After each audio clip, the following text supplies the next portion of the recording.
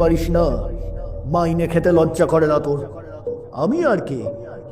তা বটে, তা বটে। আমি এখন আর কে যে আমার কথা শুনবি? হঠাৎ কানের কাছে মুখ নিয়ে চাপা গলায় বললেন, অত যে নিলি তখন মনে ছিল না হতভাগা? এর জন্য তোকে কষ্ট পেতে হবে বলে রাখলাম। কি ভীষণ কষ্ট পেতে হবে জানিস না? তিলে তিলে তোকে। এরে এলো বুঝি? বিদ্যুতের মতো বুড়ো লোকটা হলের পাশের ঘরটাতে ঢুকে পড়ে দরজাটা বন্ধ করে দিল। মেজ পিসেমশাইয়ের যেন কানে এলো স্পষ্ট পায়ের শব্দ।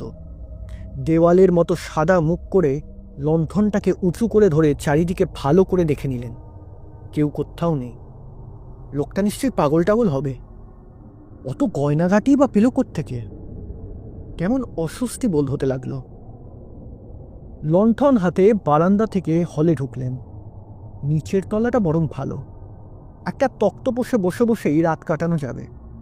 পকেট চাপড়ে দেখলেন অশরীরী খুনে লোমহর্ষণ 10 নম্বর খানা দিয়ে দিতে চগুর বাবা ভোলেননি।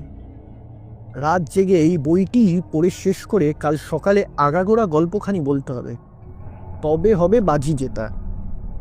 পা টিপে টিপে হল পার হয়ে সিঁড়ি দিয়ে নেমে সদর দরজার ডান পাশের ঘরখানিতে ঢুকে ভাঙা সিন্দুকের ওপর লণ্ঠনটি নামিয়ে তক্তপোষের কোণটা ধুতির খুঁট দিয়ে ছেড়ে ধপ করে পিসেমশাই বসে পড়লেন। ময়লা খোঁটটা দিয়েই গলার কপালের ঘাম মুছতে লাগলেন। বাঁচা গেল। ভাগ্যিস ভূতে বিশ্বাস করেন না, না হলে তো আজ ভয়ই আদমরা হয়ে যেতেন। সামনের রংচটা আয়নাটাতে একখানি সাদা ছায়া পড়ল। বুড়ো লোকটি ধীরে ধীরে ঘরে ঢুকে অনুনয়ের স্বরে বললেন, তুই এই দে না বাবা। তোর আর কি কাজে লাগবে বল? যারা দেয় তারা প্রাণ হাতে করে এনে দেয়, না পেলে আমার প্রাণ বেরিয়ে যায় যে। কেন দিচ্ছিস না বাপ? একে একে সবই তো প্রায় নিয়েছিস, আরও চাস বুঝি? তোর প্রাণে কি দয়া মায়া নেই? প্রথম যখন এলি কি ভালো মানুষটাই না ছিলি? আমি উপরের ওই নীল গালচেটাতে বসে সেতার বাজাতাম আর তুই বারান্দায় দাঁড়িয়ে দাঁড়িয়ে হা করে শুনতিস। তোকে কতই না ভালোবাসতাম, এটা ওটা রোজই দিতাম। কত না ভালো মানুষ সেজে থাকতিস।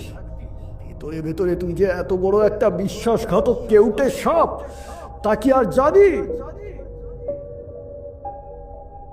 মেজ পিসেমশাই লাফিয়ে উঠে এক হাত সরে গেলেন। বুড়ো লোকটিও খানিকটা এগিয়ে এলেন। রাগে তার দুচোখ লাল হয়ে গেল। ফর্সা দুটো মুঠো পাকিয়ে মেজ পিসেমশাইয়ের নাকের কাছে ঘুষি তুলে বললেন, একদিনে এই ঘুষিটাকে দেশ শুদ্ধ লোকে